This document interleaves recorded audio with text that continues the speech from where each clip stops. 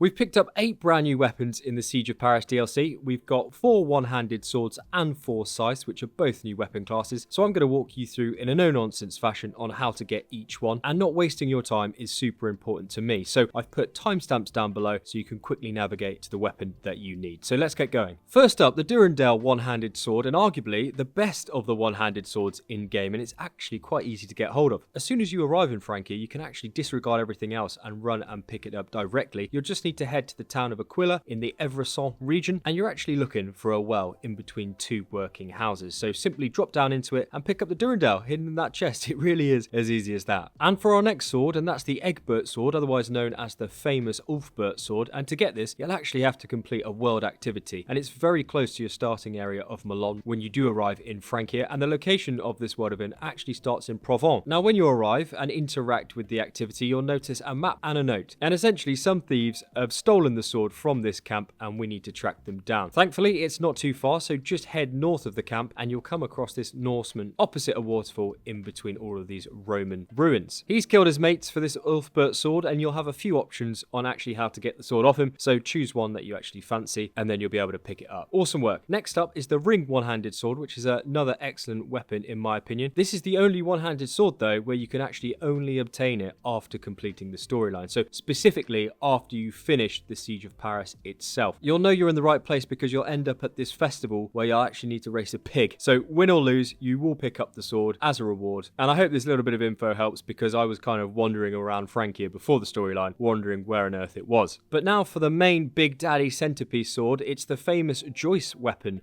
owned by Charlemagne himself, and you'll be able to pick this up as a reward from unlocking the Hidden Ones Paris Lutetia Bureau. So to get inside, you'll actually need to find 3 keys hidden across Francia, and I've actually done a full guide on where they are exactly, so the link should be up on your screen and the video is timestamped so you can kind of skip forward. So I hope that helps as well. And by the way folks, if any part of this video has been helpful so far, a quick like down below would be very kind and would help me out a bunch, so thanks very much. Now moving on to scythes, and let's start with a Bloodied scythe, and we'll actually want to head south of the town Amiens, west of the Fort Compendium, where you'll actually come across a military camp. You zoom in and find the big lad with the key, and once you've obtained that key, you'll then want to head back to the main building of the camp where you'll be able to unlock the main door and pick up the Bloodied scythe in the chest. Easy as that. Now to get hold of the Wretched scythe, we'll want to head to the top of the map in the region of Amiens to a country manor called Murmelakilum, which of course I've pronounced horribly, but once you're there, pick up the key on the table inside the master bedroom and then head back downstairs to the ground floor. Pop yourself around the back of the building and you'll notice a ladder leading to the basement. That's where we want to be, so get yourself down there, unlock the door with a key you've just picked up and smash away that rat swarm until you're actually able to move the storage unit away from the wall. Once that's done, you'll find the Wretched scythe in that chest. Winner. Now we've got another chest pick up here for the Scythe of Tribulation. This time we're on the south bank of the Ile de la Cite in Paris, specifically by the flooded slums, and you'll actually want to enter the small church outhouse building near the ruins of the main big church building. So swim down the passageway and follow the route round to the end and then take a right. Once you're out of the water, run past the rats on the floor and then slide yourself under the gate in that main room. This is where you're going to pick up your Scythe of Tribulation. Good work. Now moving on to our final scythe, and that is the Scythe of Revolt, and you'll only be able to pick this weapon up after completing the first infiltration black box stealth mission, which is actually part of the storyline. So after you've killed the target, you'll pick up a key, and on your route out from the assassination event that you've just partaken in, you'll be able to open a door in front of you where you'll be able to pick up this weapon. It is incredibly hard to miss, and you will get this very early on, so don't worry too much about this one. Anyway, I believe that's all of them covered here, and I hope this quick no-nonsense guide was helpful. If it was, a like on the video would be very kind, so thanks very much, and as usual, coffee's on me.